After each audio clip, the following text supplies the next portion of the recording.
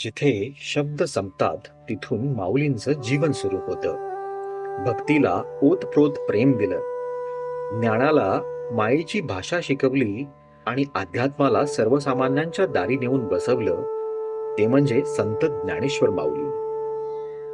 बालवयातच समाजाच्या चुकीच्या चौकटींना आव्हान देत आपल्या ज्ञानेश्वरीतून गीतेचं अमृत ओवाळत अखंड प्रेम आणि करुणेचा झरा वाहणाऱ्या या माऊलीनं आपल्या अस्तित्वालाच एक तीर्थ बनवलं.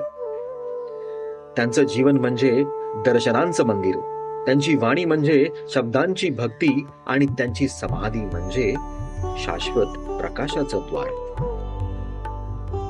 अशाच या शॉर्ट्स मालिकेतून आपण माऊलींच्या जीवनगाथेचा, त्यांच्या विचारांचा आणि त्यागाच्या तेजस्वी प्रकाशाचा एक एक थेंब अनुभवणार आहोत.